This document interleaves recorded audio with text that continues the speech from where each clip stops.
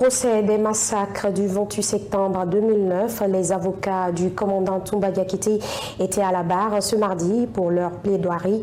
Dans leur prise de parole, ils ont tiré à boulet rouge sur le capitaine Moussa Dadis Camara dans l'affaire des événements malheureux du 28 septembre avant de démontrer l'innocence de leurs clients aux membres du tribunal. Abdoulaye Camara et Seydou Badonaskialo pour le compte-rendu. Dans la dernière ligne droite du procès des massacres du 28 septembre 2009, la parole est désormais donnée aux avocats du commandant Toumba Diakité pour leur plaidoirie. À la barre, ce mardi, Maître Lansine Silla a démonté que le capitaine Dadis Camara avait tenté le tout pour le tout afin d'éliminer physiquement son client, mais en vain. Dès le départ, il y a M. Cécile Raphaël qui a été dépêché auprès de lui pour une mission d'espionnage, pour pouvoir contrôler ses faits et gestes et même ses paroles et d'en rendre compte au président Dadis. Mais très heureusement, il n'a pu relever aucune faille de sa part pouvant justifier un quelconque limogeage.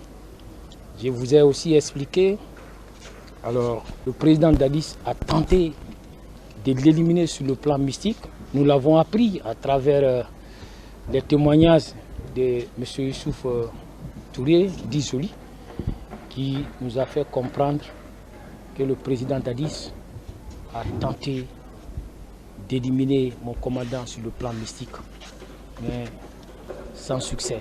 Dans ses plaidoiries, il a aussi mis à nu le comportement du président Dadis dans le traitement des dossiers après les massacres du 28 septembre. On vous a dit dans quelles circonstances le président Dadis a tout manipulé et il a fait nettoyer le stade du 28 septembre, la scène du crime.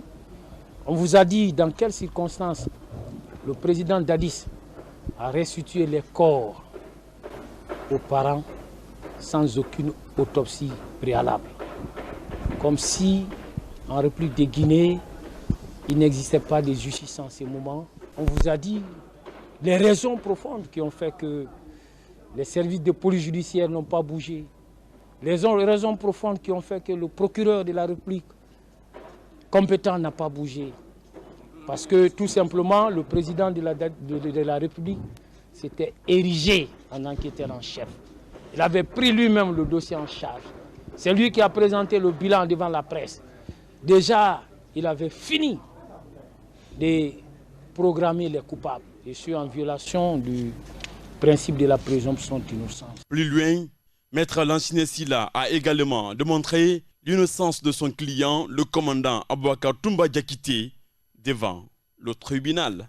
Et nous avons aussi démontré le complot qui était ourdi contre Toumba, qui visait à faire de lui le coupable tout fait, à faire de lui un bouc émissaire, à faire de lui une victime expiatoire d'un massacre qu'il n'a pas commis, et que cette entreprise était bien l'œuvre de ceux qui sont responsables du massacre du 28 septembre.